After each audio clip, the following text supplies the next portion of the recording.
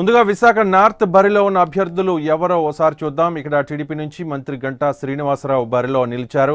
గత ఎన్నికల్లో భీమిలిలో గెలిచి మంత్రి పదవి చేపట్టిన గంటా ఈసారి పార్టీ నిర్ణయం మేరకు ఉత్తరానికి బదిలీ అయ్యారు. ఇక్కడ వైసీపీ నుంచి కేకే రాజు బరిలో ఉండగా, జనసేన పార్టీ నుంచి ఉషా కిరణ్ పోటీలో ఉండగా, బీజేపీ నుంచి సిట్టింగ్ ఎమ్మెల్యే విష్ణుకుమార్ రాజు పోటీ చేస్తూ ఉన్నారు. కాంగ్రెస్ నుంచి గంప గోవిందరాజు పోటీ పడుతున్నారు.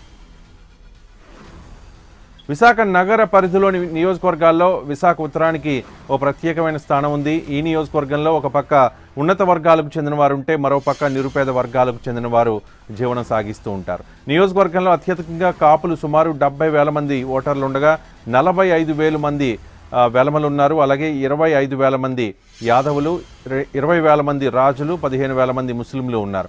ఆయా పార్టీల విజయావకాశాలను ప్రభావితం చేసే స్థాయిలో కాపు సామాజిక వర్గం ప్రజలు, అలాగే వెలమ సామాజిక వర్గం ఓటర్లు ఉన్నారు. విశాఖ నార్త్లో ఈసారి 12,936 ఓట్లు పెరిగాయి. 2014 ఎన్నికల్లో 2,67,215 మంది ఓటర్లుంటే, ప్రస్తుతం ఇక్కడ 2,80,151 మంది తమ ఓటు హక్కును వినియోగించుకోబోతున్నారు.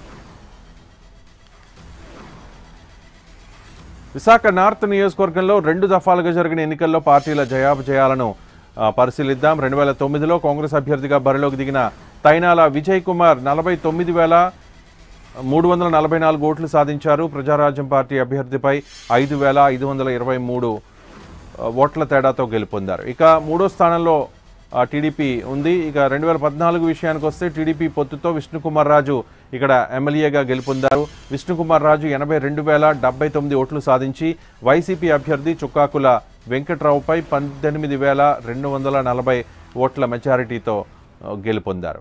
ఈ నియోజకవర్గంలో ప్రధాన పార్టీలు, అభ్యర్థుల బలాబలాల్ని ఒకసారి తెలుసుకుందాం. ఇక్కడ మంత్రి గంటా శ్రీనివాసరావుకు మంచి వ్యూహకర్తగా పేరుంది.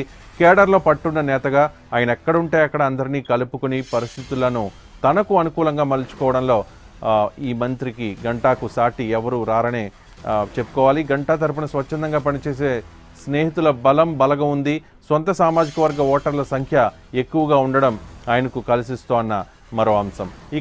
ఇక్కడ ఆయనకు పార్టీకి ఉన్న కేడర్తో పాటు జిల్లాల్లో మంత్రిగా చేసిన అభివృద్ధి పనులు, చేపట్టిన సంక్షేమ పథకాలు సానుకూలంగా మారే అవకాశాలు కూడా కనిపిస్తున్నాయి.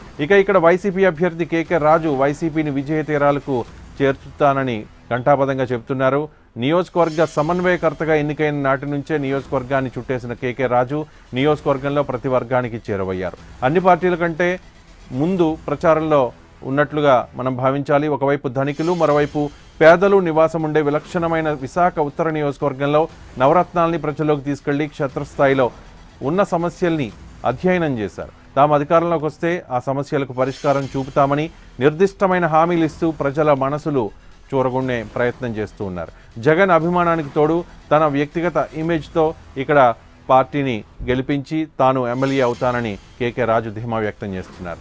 నూతన ఒరవడిని సృష్టిస్తామంటూ బరిలోకి దిగిన జనసేన అభ్యర్థిని పసుపులేటి ఉషా కిరణ్ తనదైన శైలిలో ప్రచారంలో ముందుకెళ్తున్నారు. ఎంఎస్సీ చదివారు, అలాగే అధ్యాపకురాలుగా పనిచేస్తూ ఉన్నారు. 2008లో ప్రజారాజ్యం పార్టీతో రాజకీయాల్లోకి వచ్చారు. అనంతరం వైసీపీలో చేరిన ఉషా కిరణ్ నియోజకవర్గంలో ప్రజా సమస్యలపై పూర్తిగా అవగాహన ఉన్న నాయకురాలిగా ఎదిగారు. దీనికి తోడు సొంత సామాజిక వర్గ ఓటర్లు, పార్టీ ఎంపీ అభ్యర్థిగా సిబిఐ మాజీ జేడీ లక్ష్మీనారాయణ ఉండడం, పవన్ కళ్యాణ్ అభిమానులు ఎక్కువగా ఉండడం తనకు లాభించే అంశాలుగా ఉషా కిరణ్ భావిస్తున్నారు. తనకు ఓటేస్తే మహిళల సమస్యల పరిష్కారానికి కృషి చేస్తానని భరోసా ఇస్తున్నారు. ఇవన్నీ తన గెలుపునకు సహకరిస్తాయని ఉషా కిరణ్ ధీమా వ్యక్తం చేస్తున్నారు. విశాఖ నార్త్లో బీజేపీ పార్టీ అభ్యర్థి బలాబలాలను ఒకసారి పరిశీలిద్దాం. సిట్టింగ్ ఎమ్మెల్యే అయిన విష్ణుకుమార్ రాజు రెండోసారి తన అదృష్టాన్ని పరీక్షించుకునేందుకు బరిలో ఉన్నారు. 2014లో చొక్కాకుల వెంకట్రావుపై 18,240 ఓట్ల మెజారిటీతో గెలిచారు. ఆ ఎన్నికల్లో టీడీపీ, జనసేనతో కలిసి బీజేపీ పోటీ చేయడంతో విష్ణుకుమార్ రాజు గెలుపునకు దోహదపడిందని మనం భావించాలి. అయితే ఈసారి రాష్ట్రంలో మారిన సమీకరణలతో బీజేపీ ఒంటరిగా బరిలోకి దిగాల్సి రావడం, ప్రత్యేక హోదాతో పాటు విభజన హామీలను అమలు చేయలేదని ప్రజా వ్యతిరేకత ఆ పార్టీని కలవరపెడుతున్నాయి. అందులోనూ టీడీపీ, వైసీపీతో పాటు జనసేన పార్టీని ఢీకొట్టాల్సి రావడంతో ఇక్కడ బీజేపీ విజయ అవకాశాలు సన్నగిల్లాయన్నది విశ్లేషకులు అభిప్రాయం వ్యక్తం చేస్తున్నారు.